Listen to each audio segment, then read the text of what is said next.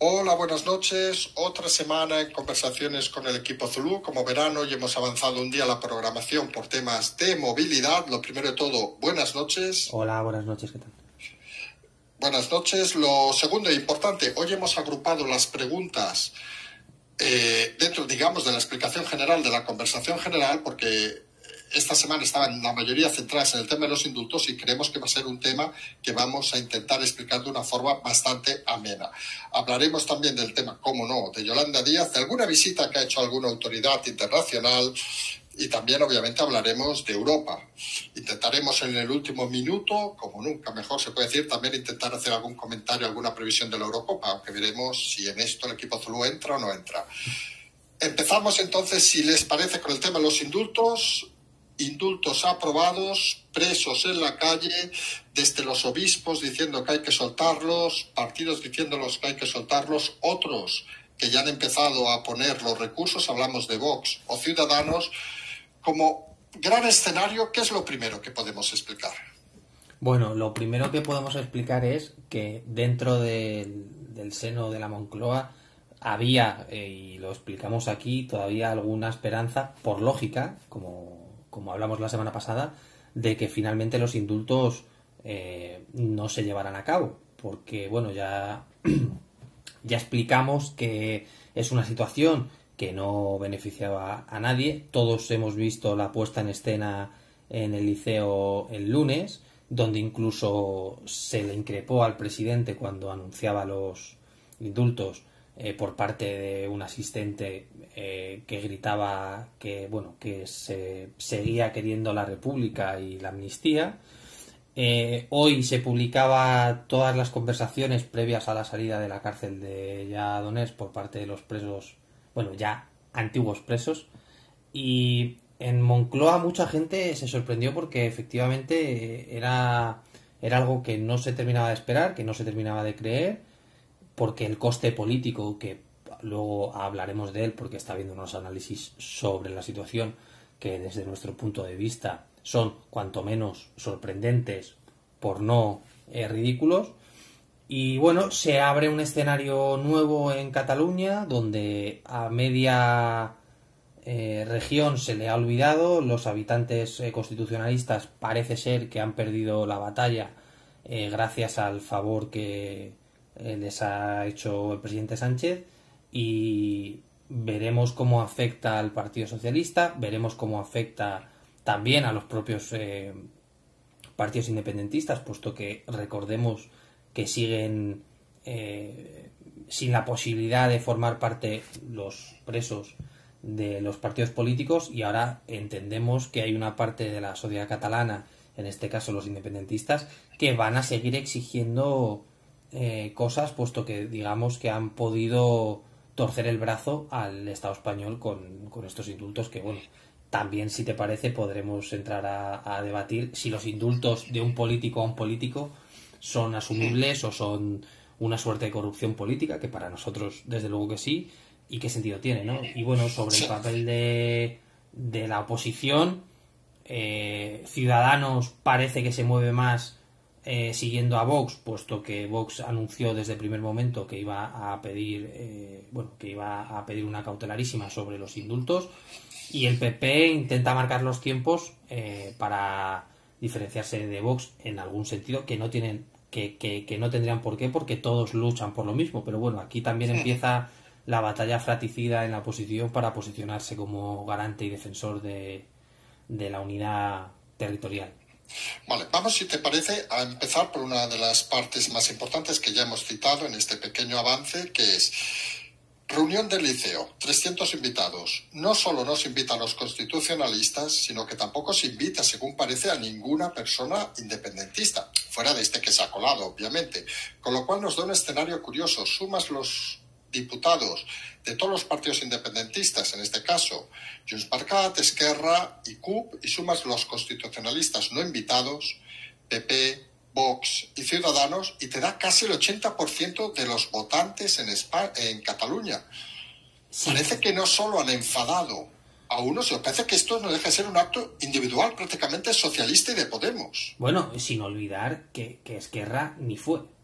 Sí, por eso, no fueron ni Claro. Esquerra, ningún partido independentista, por eso, que es lo que decimos, es decir, que realmente el 80% de los votos, por citar algo tangible, de los votos en las elecciones catalanas no estuvo representado en el acto del Liceo, solo estuvieron gente de Podemos y gente del PSOE, incluso más. Se invitaron a algunos alcaldes, pero por ejemplo, el alcalde de Badalona, Xavier García Albiol, no fue invitado tampoco.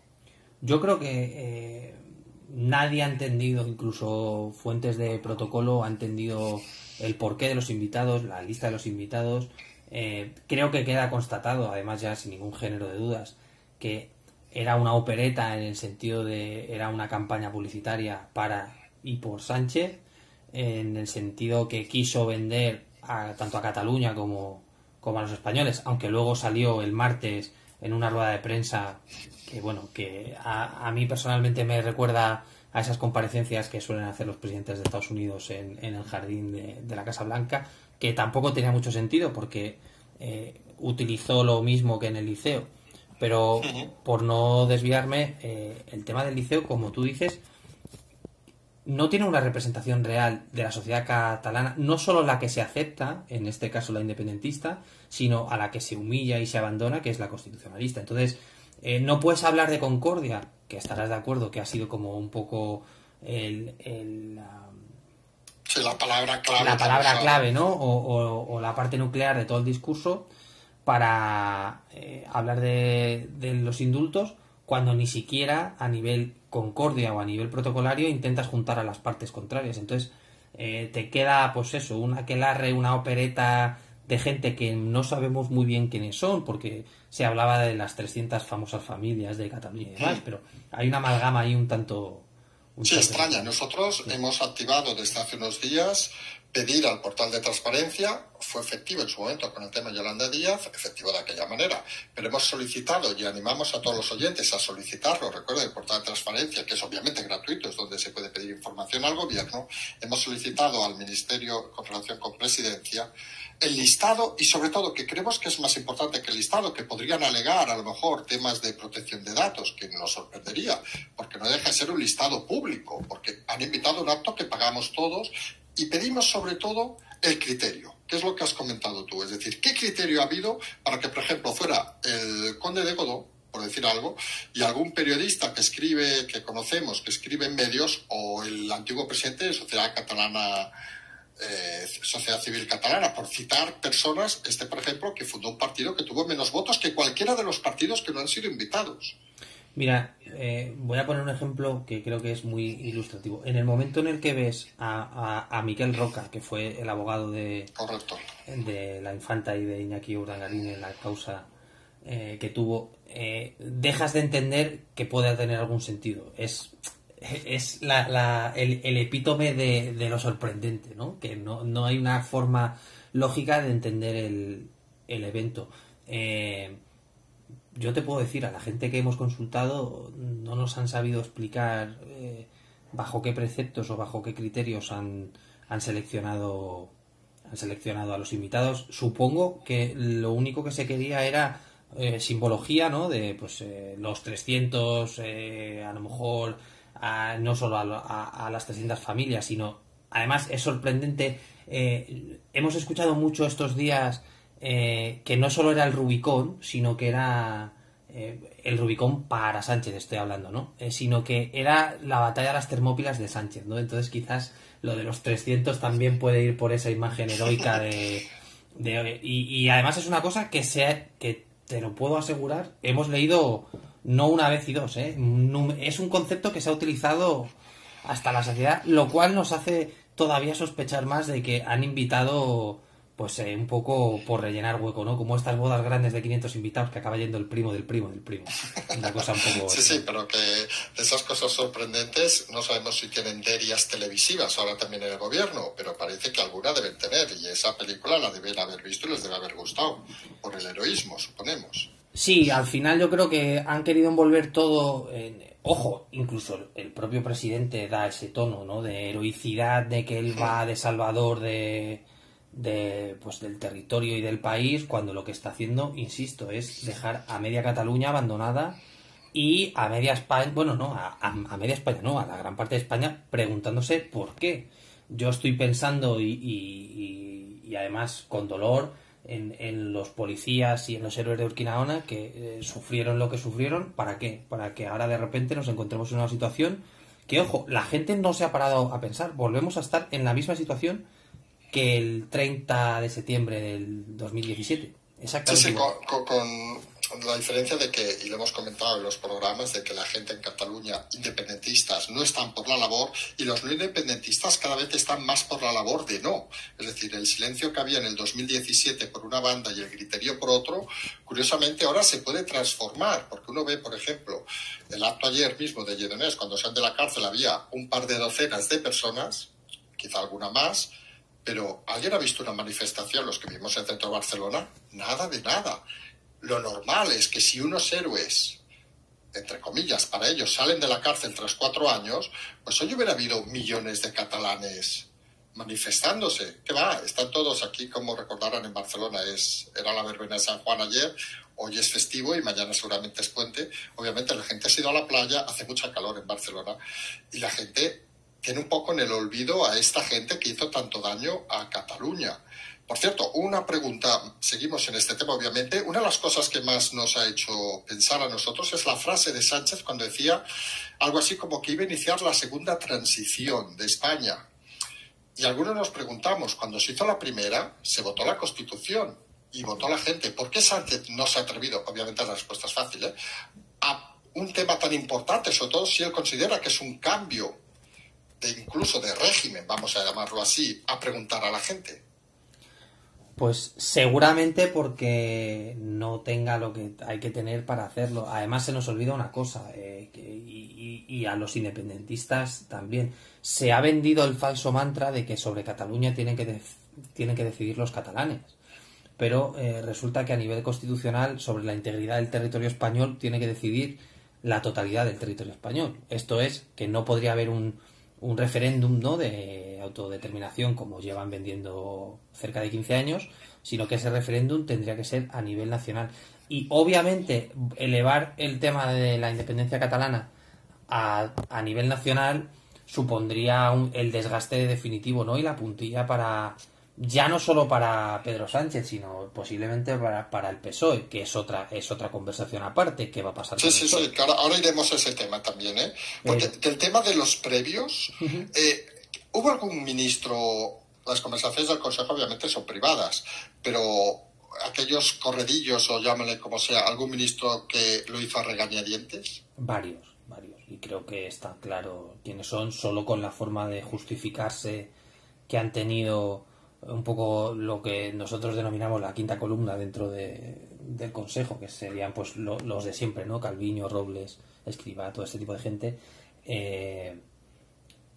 Les escuchas hablar, y el otro día Calviño justificaba lo de los indultos y ves a alguien que no se cree el mensaje que está tratando de mandar. Obviamente esto ha hecho daño en el seno del Consejo de Ministros, y sorprendentemente Podemos se ve como ganador de la batalla, lo cual no tiene ningún sentido, pero bueno, en su cabeza debe sonar de otra manera y debe parecer una victoria pírrica sobre eso. Sí, porque se supone que han ganado, o su teoría es que han ganado a ese núcleo, digamos, duro, vamos a llamarle así, a esa que has denominado quinta columna, a esos que no parecían tan abiertos al tema y consideran que han convencido a Sánchez para lograr el indulto, pero algunos creemos que es un tema personal de Sánchez, más que de Podemos. A ver, desde luego, Podemos, cuando entró en el gobierno, en este caso Pablo Iglesias como máximo representante, siempre dijo que había que plantear una solución al conflicto catalán, y obviamente entraba el indulto dentro de ello. Entonces, claro, aquí han simplificado mucho el axioma por parte de Unidas Podemos y han dicho, bueno, como se han indultado a los presos, el punto es para nosotros. Pero hombre, obviamente creo que es obvio que esto ha sido una estrategia de Sánchez por perpetuarse en el poder, como ya dijo Albert Rivera, que se está volviendo a hablar de él estos últimos días, y ha pasado exactamente lo que muchos pensábamos. Es cierto, e insistimos, que por lógica muchos seguimos sorprendidos de que finalmente se haya decidido otorgar los indultos, puesto que, volvemos a decirlo, no no tienen ningún sentido, ya que los propios independentistas son los que niegan la mayor y niegan la utilidad. Obviamente piden la amnistía. Y Pedro Sánchez, se ha puesto el San Benito de que él es responsable de la decisión, y creo que le va a costar pues su futuro, y posiblemente la situación catalana empeore en los próximos meses. Pues entramos dentro de tema de los indultos en la última cosa del previo, digamos, y luego entramos en las consecuencias que podemos empezar a analizar ya. El último del previo es que todos, ya lo hemos explicado también en el programa, los indultos se hacen a nombre individual y las amnistías a nombre general. Y hay muchas dudas de que si esto técnicamente es un indulto o es una amnistía encubierta. Recordemos que al ser un indulto individual, cada caso se ha de argumentar individualmente. Por cierto, datos que no se han puesto en el BOE porque han dicho que atendían a temas personales, y uno se queda sorprendido de que no sabemos, incluso a día de hoy, los argumentos. Los ha pedido varios grupos políticos, nosotros también, al portal de transparencia, nuevamente lo hemos pedido muchas hormiguitas, y decimos que se pida, que no se expliquen exactamente los criterios, porque se hace sorprendente que si es indulto y no es amnistía, ¿qué argumentos hace de que hoy hemos leído de que solo se han concedido? Me parece que hablo de memoria contando estos 28 de los 1000 y pico indultos pedidos desde que está Sánchez de presidente. ¿Qué argumentos tiene para que 9, que parece que van en el mismo grupito, se concedan de forma individual? Bueno, casualmente resulta gracioso que se sepa de repente cuántos indultos no ha aceptado, como diciendo, que es una excepción, como debe ser un indulto. Y obviamente aquí ya hemos comentado que los indultos quizás haya que revisarlos, porque aquí lo dijimos, desde 1870 tenemos una ley de indultos que, ojo, si la leemos igual podríamos entrar a debatir incluso si el que tiene que otorgar el indulto es el Supremo, en este caso, que es el órgano que lo juzga, o el Ejecutivo. En este caso parece ser que la estrategia por parte del gobierno es no publicarlo atendiendo a según qué razones, como las que comentas, por protección de datos, porque sigue habiendo dudas dentro de los servicios jurídicos de Moncloa de que no se les pueda echar para atrás. Veremos a ver qué dice un poco el Tribunal Supremo y el Constitucional. El caso de que sea para 9, efectivamente se deberían justificar, y la justificación que ha hecho Sánchez y ha repetido hasta la saciedad es por servicio público, ¿no? Por utilidad pública. Es decir, en el pensamiento de Sánchez y de su gabinete parece ser que existe una utilidad pública sacar a la calle a estos individuos, porque se entiende que van a facilitar la mejora en las relaciones entre Cataluña y España, cuando creo que el problema no son las relaciones de Cataluña con España, son las relaciones de algunos catalanes, en este caso algunos partidos políticos catalanes, con España, porque yo no conozco a nadie que diga Cataluña algo malo, al contrario, están preocupados, cosa que antes seguramente no, porque punto número 1, la justificación de que son indultos con condiciones. Hombre, solo faltaba que encima no fueran condicionados. Y me parece muy gracioso lo que han insistido en cuanto a que siguen inhabilitados. El problema no es que estén inhabilitados, el problema es que ahora van a poder volver a generar opinión, van a poder volver a suscitar un tipo de ideas, y van a intentar dinamitar de nuevo el asunto. Y creo que a nivel social en Cataluña, aun habiendo un hartazgo y un cansancio que yo creo que es palpable, porque están cansados todos, tanto los constitucionalistas como los independentistas, creo que hay mucha gente que se está preocupando de nuevo, porque sabe que pueden volver a verse situaciones que veremos a ver lo que tardan, como el 1 de octubre del 17 o el 1 de octubre del 18. Es más, aquí vamos a decir una cosa que todo el mundo se puede imaginar. Fíjense que una de las estrategias que hace el independentismo en muchas ocasiones es forzar al máximo. Entonces, algunos creemos que esta inhabilitación que comentamos, que comenta el equipo Zulú, se la van a intentar pasar por el forro. Es decir, nadie dude que en unas próximas elecciones, o que se intente nombrar a alguno de estos como un cargo, para que el Supremo vuelva a fallar de que según el indulto no se puede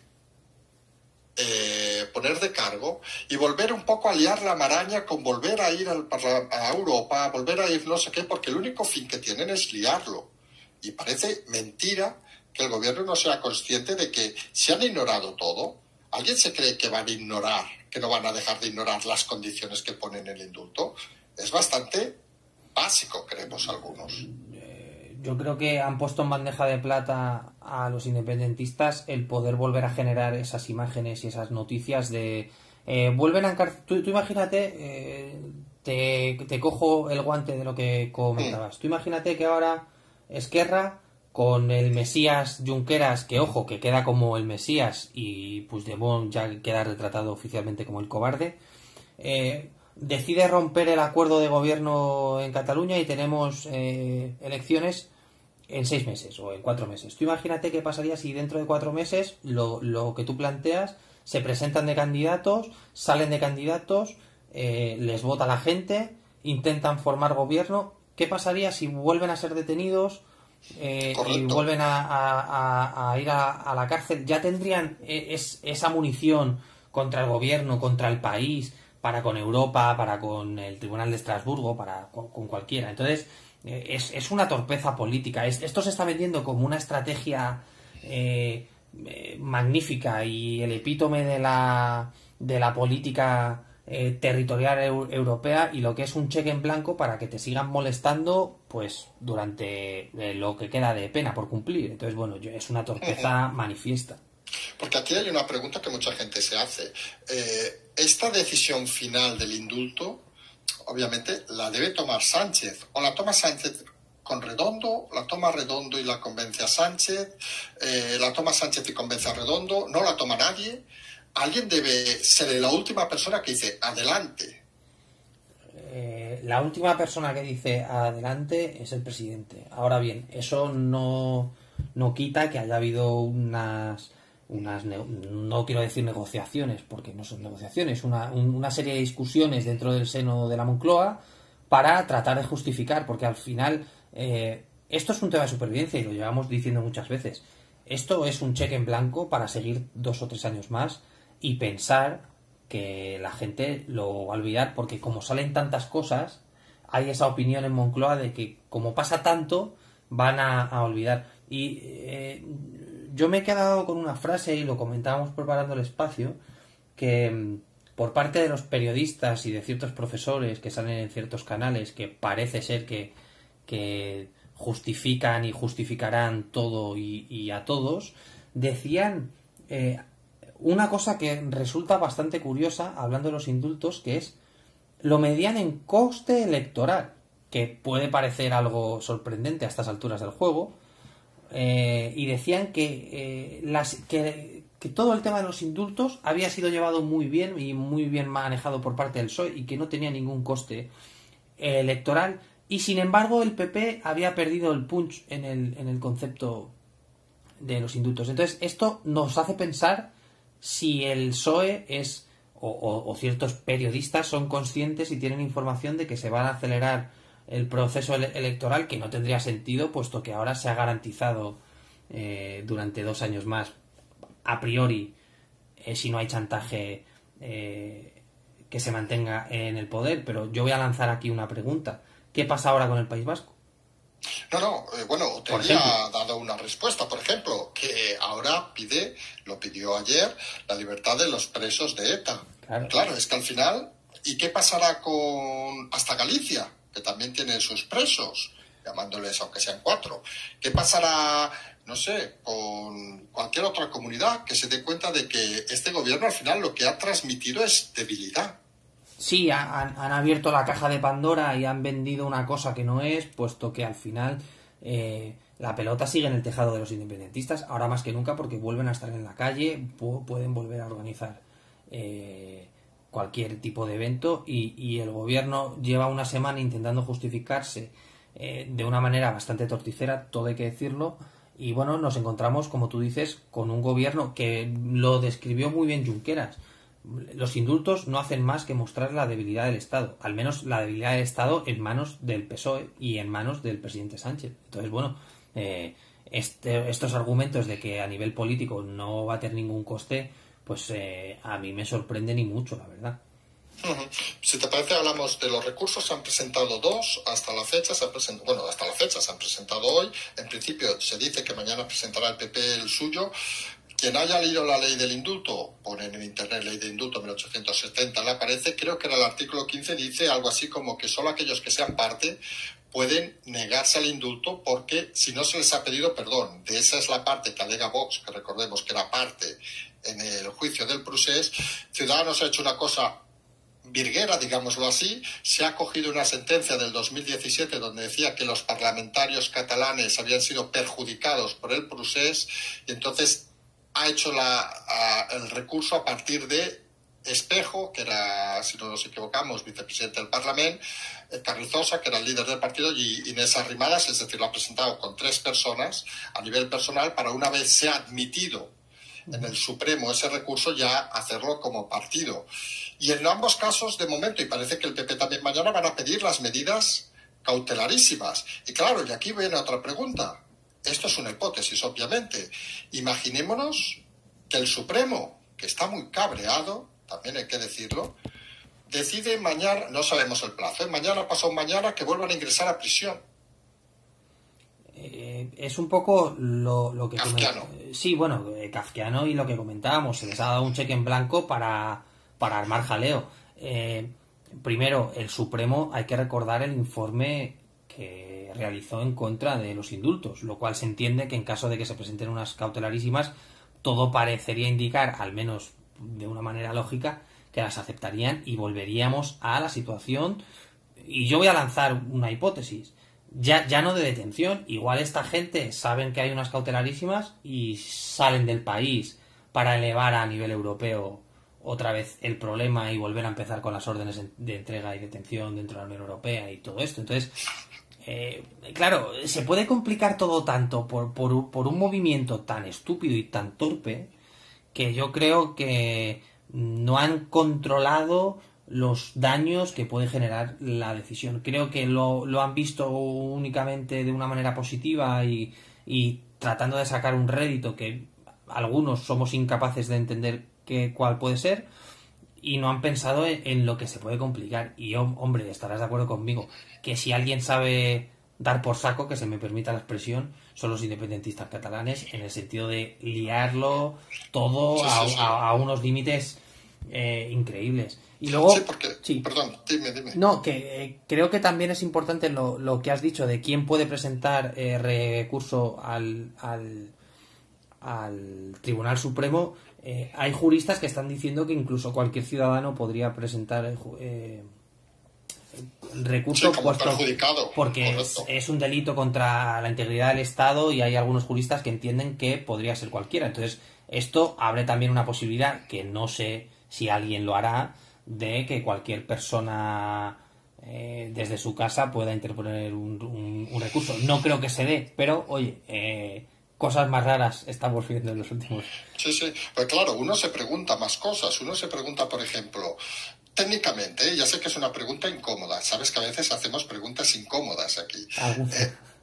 Sí, alguna. Uno se pregunta, técnicamente, habiendo ya pedido las medidas cautelarísimas en el día de hoy Vox y Ciudadanos, ¿algún servicio, llamémosle de inteligencia, podría estar vigilando a gente indultada que en teoría no tienen delito para evitar que se fueran? ¿Podrían ser detenidos, por ejemplo, si pasan una frontera antes de que salgan las medidas cautelarísimas? Es decir, más fácil, ¿Junqueras puede coger mañana un avión y irse a Bruselas delante de todo el mundo? Sí, porque... En teoría sí. No, en teoría y en la práctica. Ten en cuenta que los indultos están firmados y de facto tú dejas de tener ninguna responsabilidad jurídica para con el Estado. Es decir, no tienen una sentencia que, por ejemplo, un arresto domiciliario, o que tengan que presentarse en un juzgado y no puedan abandonar el país. Son personas con total libertad, como podemos ser tú y yo, y mañana se podría ir. Eso no significa que no se monitorice por parte de la Brigada de Información o el Centro Nacional de Inteligencia, en el caso de que ocurra algo similar a lo que ocurrió con Puigdemont, se les escape. Pero claro, tienen libertad total, y obviamente tú no puedes detener a una persona si no ha cometido un ilícito penal, que hasta ahora Claro, no lo ha hecho. Claro, con lo cual incluso más partimos de que obviamente las relaciones Puigdemont y Junqueras son malísimas, ¿vale? Hasta ahí estamos de acuerdo. Pero teniendo en cuenta que su objetivo final, su enemigo único es el mismo, ¿sería capaz de presentarse mañana Junqueras y hacer una reunión dándose un abrazo, por ejemplo, con Puigdemont en Bruselas? ¿Sería algo así como una declaración de guerra al gobierno o no? Sí, a ver, yo te puedo decir que en ciertos círculos de Bruselas se están oyendo, vamos a llamarlo rumores, siempre con, Sí, rumores, siempre con cautela, de que digamos que se quiere organizar una suerte de evento por parte del independentismo. No se sabe muy bien. Bueno, se entiende que es por parte de Esquerra, es cierto, porque claro, Esquerra ha estado fuera del tablero internacional durante los últimos 4 años, puesto que con sus líderes estando en prisión, obviamente Junqueras no ha podido. Y sería bastante positivo para la imagen del independentismo de que Junqueras se presentara con Puigdemont, independientemente de lo que piensen, como bien has dicho, pero claro que podemos ver en las próximas fechas pues ese encuentro de los héroes de la independencia, porque además se nos olvida una cosa, aquí empieza una guerra intestina entre Esquerra Republicana y Junts per Cat a cara de perro, absolutamente. Sí, totalmente de acuerdo. Con lo cual entramos en otra fase, que es ¿qué pasará en Cataluña? Pregunta imposible casi de contestar, y vamos a sumar la otra porque creemos que las dos son importantes. ¿Qué pasará con Pedro Sánchez y qué pasará con el PSOE? Porque claro, imagínense que pasa todo esto, que puede pasar, o aunque no pase con lo que ha pasado, parece que las perspectivas del PSOE como partido, puede haber una salida como el PASOK griego que prácticamente desapareció. El PSOE tiene ese poder de olvidar muy rápido y de generar candidatos, ya lo hemos dicho alguna vez, de la noche a la mañana. Que la militancia del PSOE hay preocupación, obviamente sí. Que hay sondeos que se habla de que van a perder 50, 60 escaños, también los hay. Esto la gente tiene que saberlo. ¿Por qué? Porque estoy pensando en Vara y en Paje.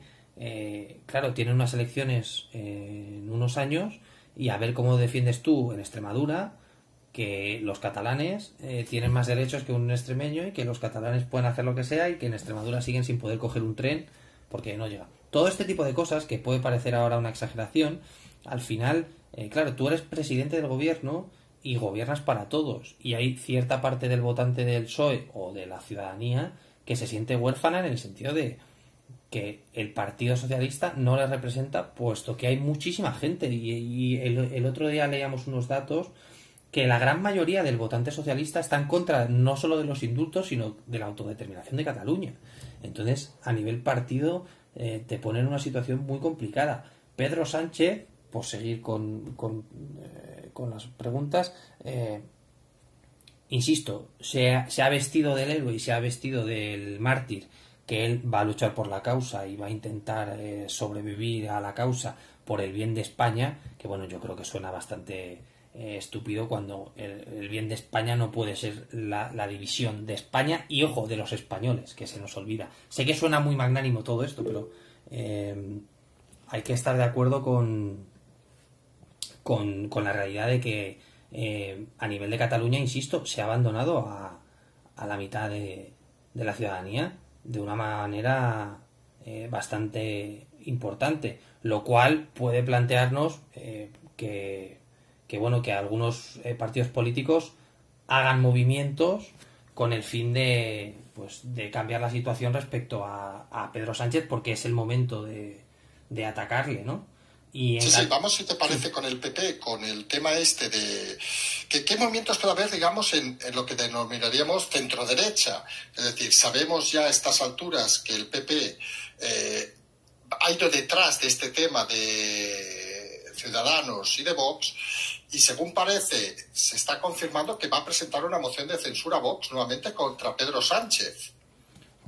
Lo ha dicho Macarena Olona durante el día de hoy. Cumplirá como hicimos en el pasado, presentaremos una moción de censura a Sánchez. El PP ¿queda afectado también con todos estos movimientos?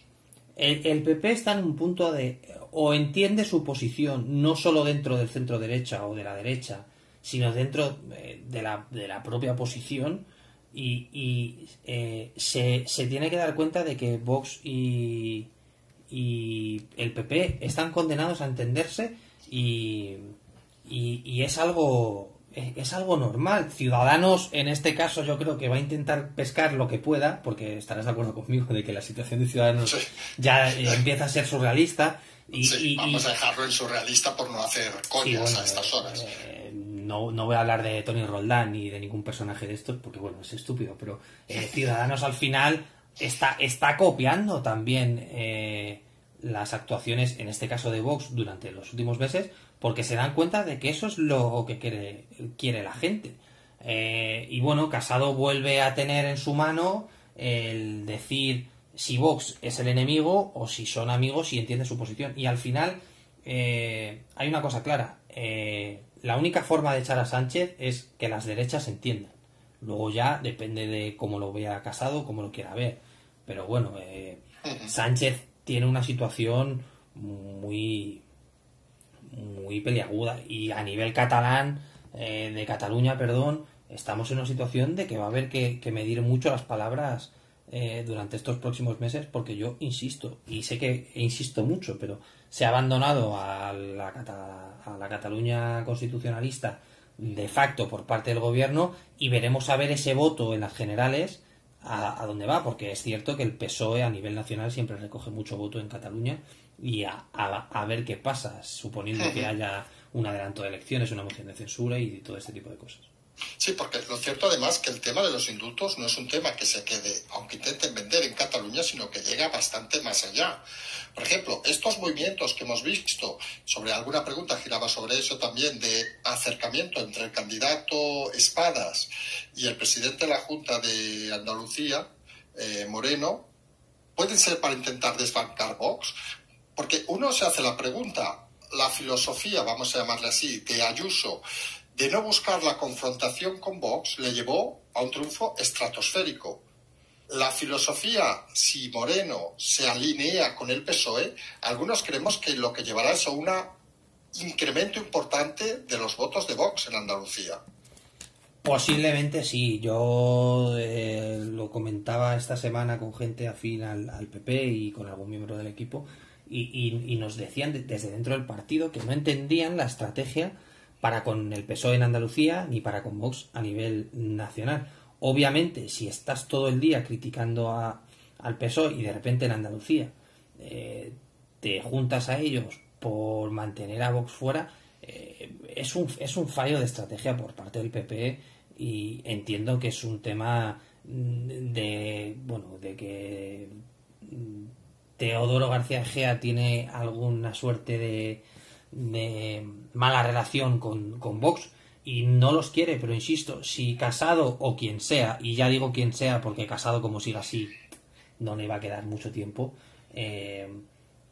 no va a poder ser presidente, y a lo mejor el que se tiene que juntar a Vox es el PP y no el PP con Vox, que claro, son dos situaciones distintas. Aquí el PP ahora juega con unos números donde Vox es el partido pequeño de la derecha, pequeño entre comillas, el segundo partido, pero como siga haciendo ciertas cosas el PP, quizás sea Vox el que llame a Pablo Casado y le diga, oye, ¿quieres un asiento en Moncloa? Sí, pues vamos a hablar. Y son cosas que el PP tiene que ser consciente, y al final el ponerse de lado tanto y el hacer esta suerte de estrategias, como comentas tú, de que si Bonilla juntándose con el líder del PSOE en Andalucía y demás, son movimientos que desde luego lógica no tienen, y lógica electoral muchísimo menos. Vale, si te parece, dejamos el tema de los indultos, que dará mucho que hablar todavía y del que creemos vamos a ver novedades. Estén atentos, así en un resumen rápido. Primero, si el Supremo dará cautelarísimas o no. Segundo, importante, si los líderes liberados, independentistas, van a ir a ver a Puigdemont y montan un aquelarre en Bruselas. Obviamente, si aparte se quedan a dormir allí, que ya sería la leche. Y tercero, a ver si el gobierno catalán se mantiene como está o no se mantiene como está. Si te parece, cambiamos de tema. Nos vamos a explicar una visita que ha habido que prácticamente no se ha hablado, que casi vamos a decir aquí no diremos en exclusiva, aquí no tenemos exclusivas, explicamos historias. La visita de un señor que se llama Alejandro Mayorkas a otro señor que se llama Miguel Ángel Ballesteros. ¿Qué podemos explicar de esta visita? Que así diciendo nombres muchos oyentes dirán, ¿quiénes son? Bueno, esto es una visita de altos ejecutivos que básicamente lo que hace es poner en solfa las buenas relaciones en la comunidad de inteligencia entre Estados Unidos y España. En cuanto a los nombres, pues Alejandro Mayorkas, que tiene un nombre así, es tal cual, de descendencia cubana, es el director del Departamento de Seguridad Nacional, que es un departamento que se fundó tras los atentados del 11S en Estados Unidos y básicamente aúna pues a toda la comunidad de inteligencia y sería una suerte de Ministerio del Interior, por compararlo, a nivel español, y se ha juntado con Miguel Ángel Ballesteros, que es el director del Departamento de Seguridad Nacional, que bueno, es un departamento que sirve como de asesor en temas de inteligencia y gestión de crisis para el Ministerio de la Presidencia. Este es el famoso departamento del búnker, ese que alguna vez se dice y demás. Y bueno, es una visita muy importante de un alto cargo muy muy importante para la seguridad nacional española. Y bueno, esto para la gente que dude de que Estados Unidos no tiene relaciones con España y demás, aquí en este espacio lo hemos explicado muchas veces. Una cosa es la relación entre Biden y Sánchez o entre los presidentes, pero aquí hemos dicho que en cuestión de seguridad, de defensa y de inteligencia en Estados Unidos son temas que están por encima de los presidentes. Es decir, hay una estrategia, una agenda a nivel de defensa y de inteligencia que supera al mandato de cualquier presidente, sea Biden, sea Trump, sea Bush, sea Clinton, sea quien sea. Y bueno, es una reunión que constata las buenas relaciones de inteligencia entre ambos países y oye, pues creo que es una buena noticia que Mayorkas esté aquí. Además, creo que le nombraron secretario, hace 4 o 5 meses, es decir, es de los primeros países a los que visita y bueno, es muy importante porque en todo este problema de Marruecos se ha hablado mucho de Estados Unidos, Marruecos, Estados Unidos y la realidad es que este hombre ha estado en España, ha estado aquí hablando de seguridad, de inteligencia, de colaboración entre agencias de espionaje y demás, y temas de compartir información, y bueno, tenemos que estar contentos de recibir este tipo de visitas, desde luego. Sí, sin lugar a dudas, aparte de lo que hemos explicado, como indican desde el equipo Tulum muchas veces, la gente tiene que tener claro que una cosa son los políticos y otro los temas, digamos, de Estado. Es decir, los políticos luego pueden tener una relación magnífica o no, puede poner los pies encima de una mesa Aznar y Sánchez ir persiguiendo al presidente de Estados Unidos como un vendedor de cupones por un pasillo, pero eso no quiere decir que en ese momento o en las relaciones entre Estados sean, digamos la palabra, magníficas de socios entre unos y otros, con una preponderancia más uno que otro, pero que la colaboración no cesa a pesar del gobierno que haya en uno u otro lado. Efectivamente, y es importante recordarlo porque es verdad que hay ciertas situaciones que parece ser que generan una inquietud en la sociedad y hay que explicar en la medida que se pueda que no es todo lo que pasa en prensa la realidad, sino que hay unas relaciones bilaterales por otros lados que pueden ser interpretadas como muy positivas y muy importantes. Entonces, bueno, de ahí que esta visita sea tan importante. Si te parece, nos vamos al siguiente tema. Al final nos estamos alargando en los temas, como los días de preguntas. Como estamos respondiendo muchas preguntas al mismo tiempo, pues casi estamos utilizando el mismo tiempo. Tómense un café si todavía no lo han tomado, porque aún nos faltan al menos 3 historias más. Vamos al tema de Yolanda Díaz, un tema que cada día nos parece más divertido. Vamos a ser un poco irónicos en este momento. Recordemos, explicamos, no sé si la palabra es descubrimos, porque estaba a la vista de todo el mundo, que Yolanda Díaz tenía mal el currículum de la Moncloa. El argumento del gobierno fue que había sido un error de picado. Se olvidaron que también sabíamos en aquel momento que estaba mal el del Congreso del 2016, que estaba mal en una entrevista en el máster en El País en el 2012 cuando era candidata a Galicia, estaba mal en la web de En Marea, su partido que la llevó a Madrid, estaba mal en la web de Esquerda Galega, su partido en Galicia, estaba mal en innumerables lugares. Con lo cual parece que es lo que se va confirmando día a día, que simple y llanamente la señora Díaz, con un currículum muy flojo, con unos problemas internos en Galicia que hasta Beiras prácticamente la echó a patadas, tuvo que largarse de Galicia y pensó que tenía un currículum miserable y se lo inventó, vamos a decirlo así de claro. Ha salido y hacemos un avance hoy, bueno, ha salido hace un par de días, pero reconocemos que hay webs que no miramos, como la de Maldita y la de Neutral, todas estas, y hablamos así, que el equipo Zulu no habla así, nosotros sí, estas basurillas que tenemos por internet. Y nos ha hecho gracia porque en la web de Maldita han dicho, y vamos a citar literalmente, en el fondo, que miente y mentía Yolanda, pero no han puesto aquello que ponen, Maldita dice que mientes, porque claro, es de los suyos y no se puede pagar. Y vamos a citar una frase, y luego entramos en el análisis con el equipo Zulu, una frase sobre la clave que hemos dicho hasta hace días de todo este asunto. Y la clave es falsificación de documento público, porque el tema clave es el currículum que aparece en el 2016 en la web del Congreso, una web pública. Pues la gente de Maldita nos ha dado la pista, que ya sabíamos pero no teníamos por escrito, que consideramos importante. Maldita dice, se ha puesto en contacto con el Congreso de los Diputados donde nos han dicho que, abren comillas, la información que aparece en las fichas de los diputados es la que ellos mismos facilitan al Congreso. Es decir, que si en las legislaturas 11 y 12 aparecen esos estudios como másteres es porque Díaz o su equipo así lo rellenaron.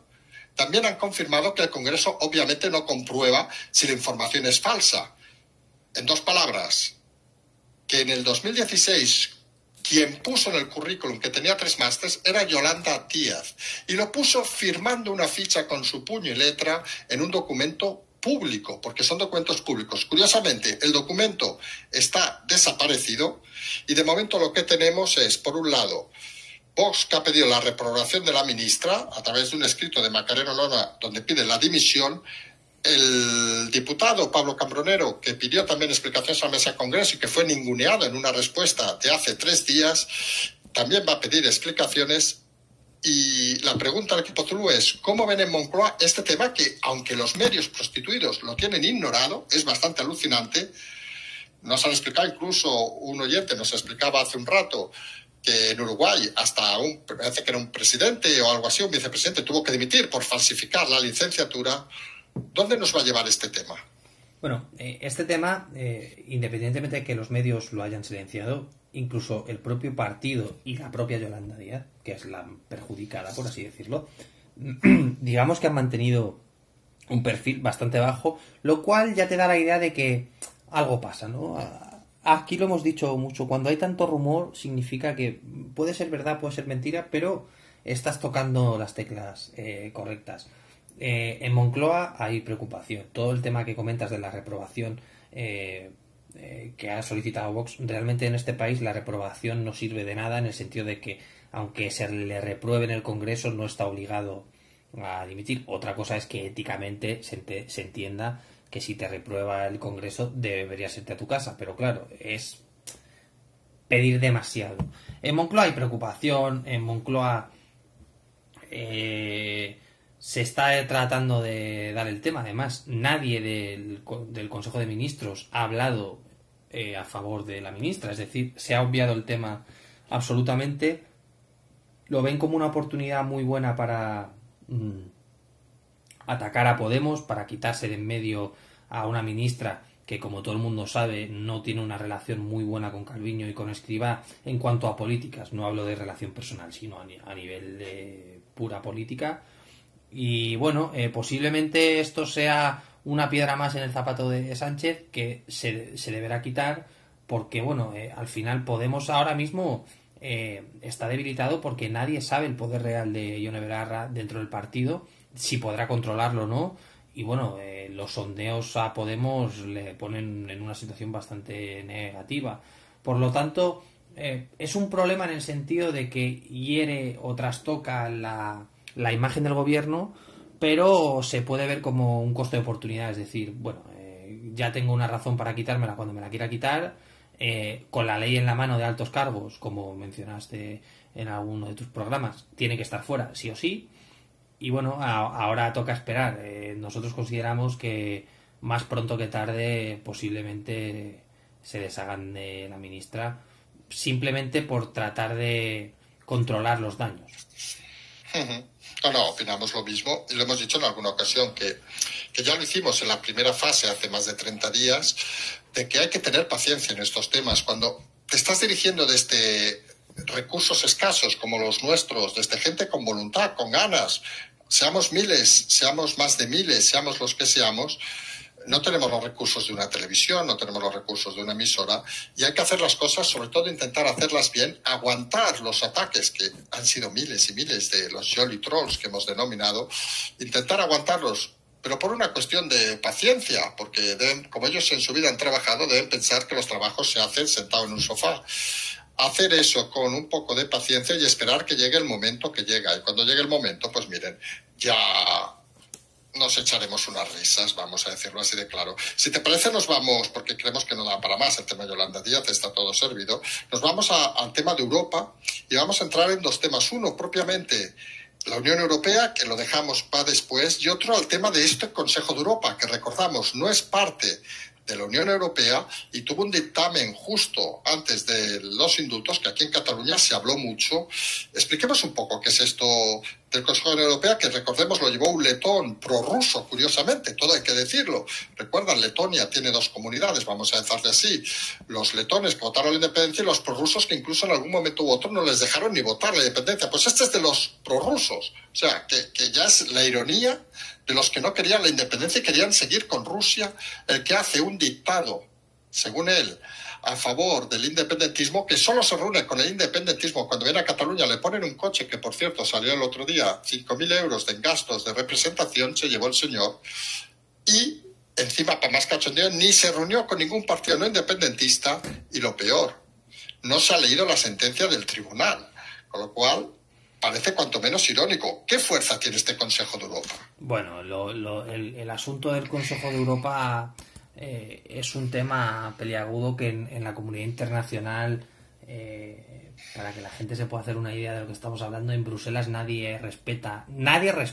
ni habla bien del Consejo de Europa. El Consejo de Europa, a pesar de llevar Europa en su nombre, no tiene absolutamente nada que ver, nada, y cuando digo nada es nada con la Unión Europea. Es una organización internacional que trabaja al margen de la Unión Europea y bueno, básicamente lo que quiere promover o su función es pues la cooperar entre los países europeos y que se hable de configuración política y jurídica siempre según ellos a tenor de los valores democráticos, jurídicos y de los derechos humanos, ¿no? Esto es un cementerio de elefantes, ¿no? Vamos a ser claro. Los miembros los eligen en el Senado de los países, van dinosaurios a cobrar una pasta que pagamos todos los europeos, porque esto lo forman del orden de 45, 47 Estados miembros, creo que son, incluido Rusia.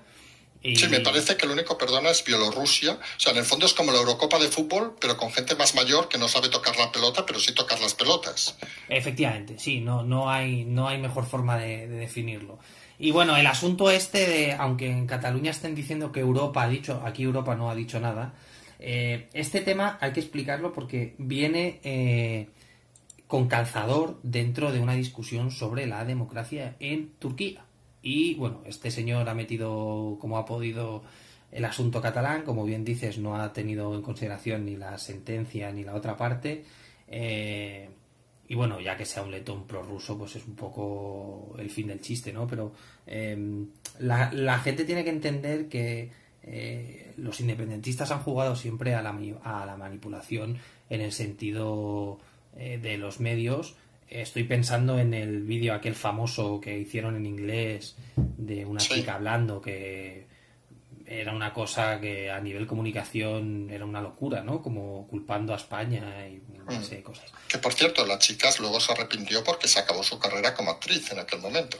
Bueno, esto es lo que pasa, que la gente tiene que aprender, y la generación Z, o como demonios se llame ahora, tiene que aprender que las cosas tienen consecuencias, ¿no? Y hacer ciertas campañas, pues, tiene lo que tiene. El caso es que el Consejo de Europa es una pantomima y yo no recuerdo nada útil que hayan hecho en los últimos años, y lo único que dan pie al independentismo para vender que la Unión Europea ha dicho algo que no dice, porque hay que reconocer una cosa.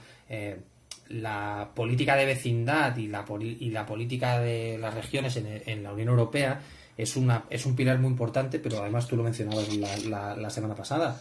El máximo ejemplo de la política territorial es España, y lo comparabas con Francia. Quizás Alemania esté a la misma altura por ser un estado federal, pero en Bruselas claro que hay preocupación por la causa catalana, pero el Consejo de Europa es otra cosa. Entonces, están vendiendo una historia que no es, y que la gente tiene que saber que en Europa se piensa muy distinto a lo que piensa en el Consejo de Europa. Perdona, porque en el Consejo de Europa lo que está claro que, aparte de que sea una unidad, vamos a llamarle así, fuera de la Unión Europea, España podría haberlo defendido, como si es verdad que sí que ha ido gente a dar allí un golpe en la mesa diciendo ¿qué es esto? Porque sorprende de que, aunque sea una cosa aliena, que no se haya visto desde el propio gobierno español la repercusión, o que quizás se haya dejado, porque un poco como diciendo, esto nos da argumento para tirar adelante los indultos, porque esa opción también podría ser. Sí, al final se repiten patrones, ¿no? El gobierno de Rajoy abandonó ciertas instituciones porque consideraba que no hacía falta defender según qué posturas, puesto que dentro del seno europeo no generaba ninguna cuestión jurídica ni de ningún tipo, y efectivamente no se ha planteado nada. ¿Por qué? Porque la plaza donde se discuten las cosas en Europa es o bien el Parlamento o bien el Consejo en la Comisión, ¿no? El Consejo de Europa es otra cosa, y se ha estipulado que no hay interés ninguno. Además, sería dar también una relevancia a algo que no la tiene, ¿no? Entonces, al final son decisiones políticas que se ajustan a la realidad de donde se está hablando, ¿no? Obviamente, yo te garantizo que si hubiese sido en el Parlamento o en la Comisión, estaríamos hablando de otra cosa completamente distinta. Pero claro, al ser en el Consejo de Europa, pues tampoco se ha decidido interpelar, porque se consideraba que era un montaje torticero por parte de nuestro querido amigo letón.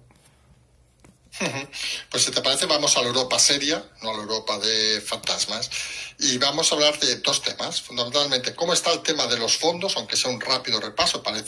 Recordemos, lo hemos explicado esta semana, que debían haber llegado 9.000 millones, llegarán 12.000 a final de año, y llegarán 9.000 en mediados del año que viene, con lo cual nos quedamos en 30.000, teniendo en cuenta un detalle que hemos explicado muchas veces: las pensiones en España ya son más de 10.000 millones cada mes. O sea, con el dinero de Europa, como mucho, a lo sumo, en estos 2 años estamos hablando, vamos a pagar las pensiones. ¿Cuándo llegará? ¿Llegará? ¿No llegará? Y Sánchez, habla 140.000, me parece que son, en 6-7 años. El eufemismo de la Europa seria nos lo vamos a apuntar, porque es muy atrevido hablar de que hay una Europa seria. Aquí ha sido un buen capote. Sí. A ver, digamos que hay una Europa que no existe, que es el Consejo de Europa, una Europa poca seria, y luego hay otras cosas que pueden ser. Todo el tema de los fondos, primero, se está constatando y queda claro que las cifras que se han dado están muy alejadas de la realidad. Segundo, como país sería un fracaso esperar que Europa nos rescate por todo, porque tú estás diciendo que las pensiones cuestan 10.000 millones al mes, y con 30.000 millones o 140.000 en 7 años no da para todo lo que da.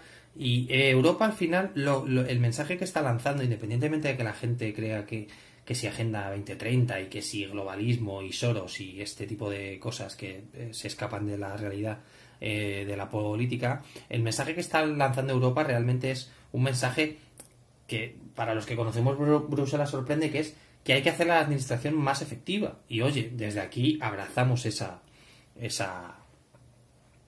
opinión por parte de la Unión Europea. Y Sánchez obviamente tiene un problema, porque ha prometido dinero a todo el mundo y ni siquiera saben las condiciones en las que va a venir. Se están hablando, pero no están cerradas. Y aquí volvemos a una situación de hace 13-14 años. Estoy pensando en la crisis de 2008, donde nos podemos encontrar con una Europa de los hombres de negro, donde hasta para un bolígrafo haya que dar autorización. Entonces, este tema de los fondos hay que darle tiempo, y hasta que no haya documentación no podemos hablar, porque al final no puedes generar tampoco ilusión con un tema que ni siquiera en Europa se sabe a ciencia cierta a día de hoy qué va a pasar, cuántas se va a dar, porque hay que recordar que algunos pagos ya se deberían haber hecho y se han retrasado. Entonces, claro, estamos hablando todo de posibilidades y de hipótesis.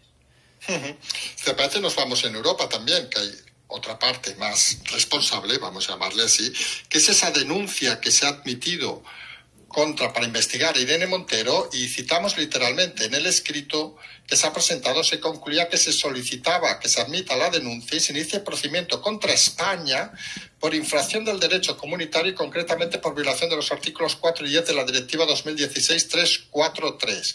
El tema viene por las palabras, las declaraciones, y han presentado 20 asociaciones, y ahora no se rían, por las declaraciones en televisión de Irene Montero sobre Rocío Carrasco, donde dijo que había algo así que volver a juzgar, o vamos a ser sinceros, yo al menos no he visto el programa, pero donde dijo que ya una cosa que estaba juzgada había que volver o a condenar al Antonio David, ¿saben los follones estos de Sálvame?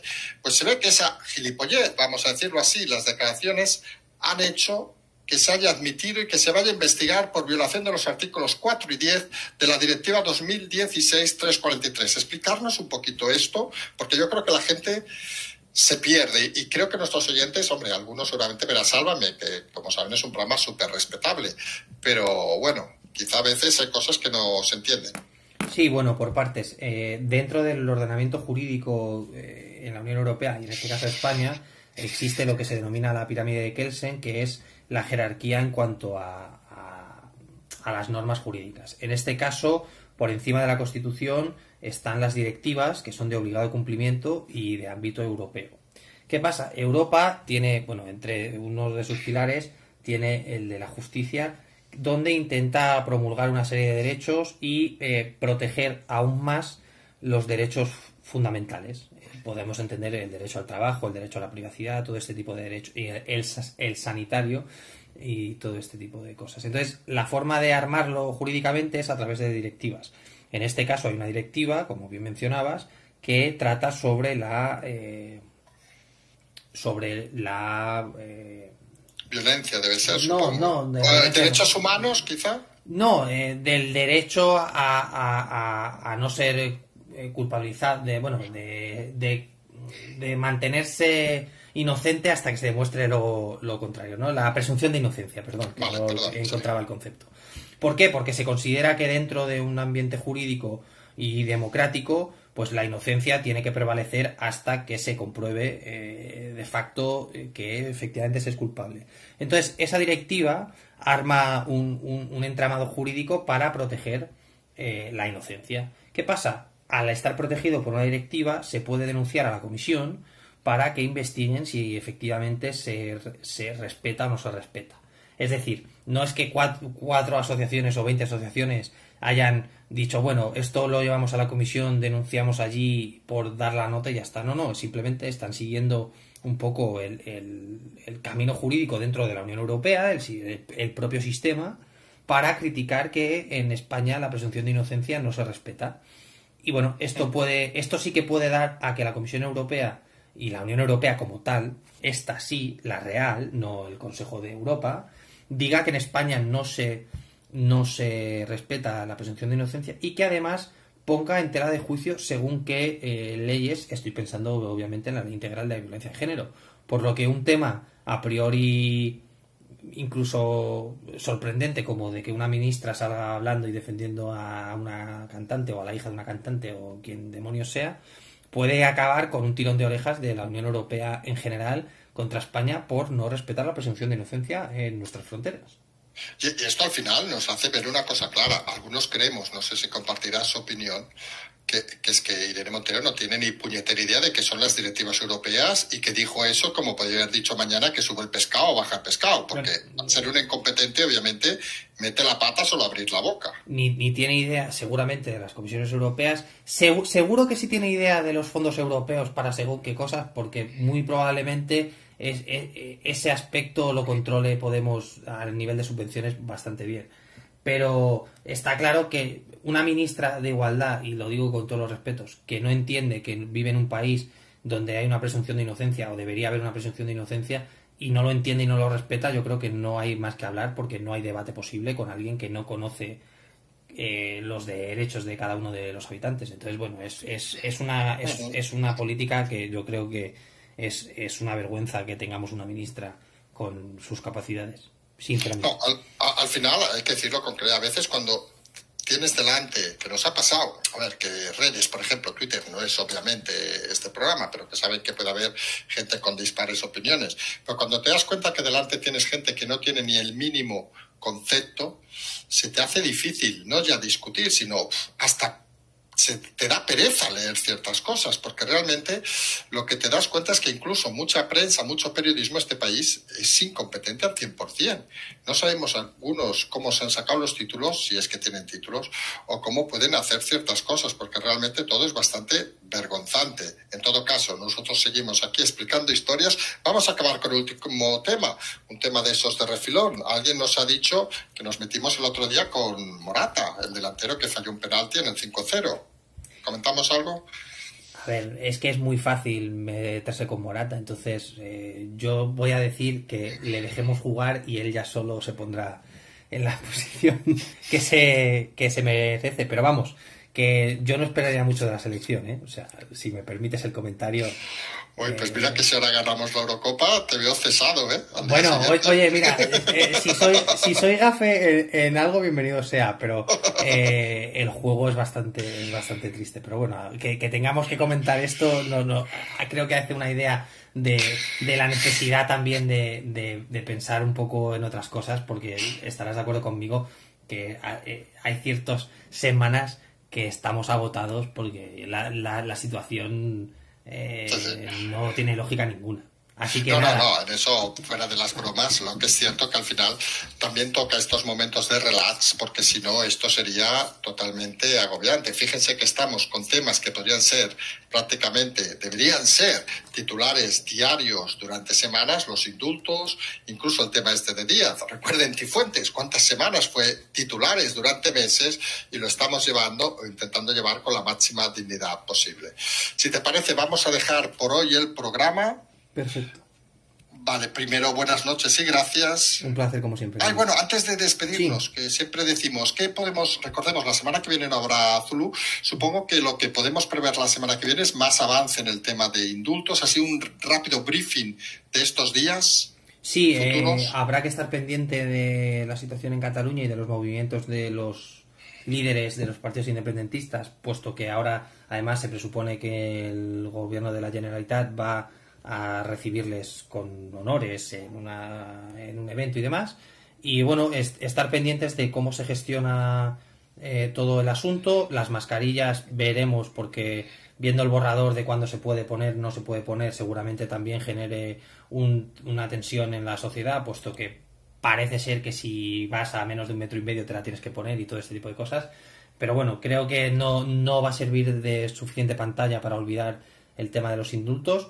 Y poco más. Al final creo que todo a lo largo de la pandemia se va juntando por bloques, ¿no? Se van desarrollando bloques y partes independientes, y estamos en ese punto de que bueno, las actuaciones de los independentistas pueden empezar otra vez a cobrar una importancia, una relevancia que seguiremos y trataremos de explicar y de analizar de la mejor manera. Perfecto, pues ahora sí, agradecer la presencia nuevamente, como todas las semanas. Buenas noches. Buenas noches, un placer. Y nosotros les dejamos ya, les emplazamos al programa de mañana, al el segundo café. Habrán visto seguramente antes de este programa, quien no haya querido y sino que lo vea luego, el programa especial que vamos a hacer sobre Yolanda Díaz, donde vamos a explicar un poco todas estas cosas ya con más datos para que la gente lo vea, y suponemos que ya lo han visto, y si no, pues al acabar el programa pueden verlo. Como siempre decimos nosotros, simplemente pues nada más, seguimos.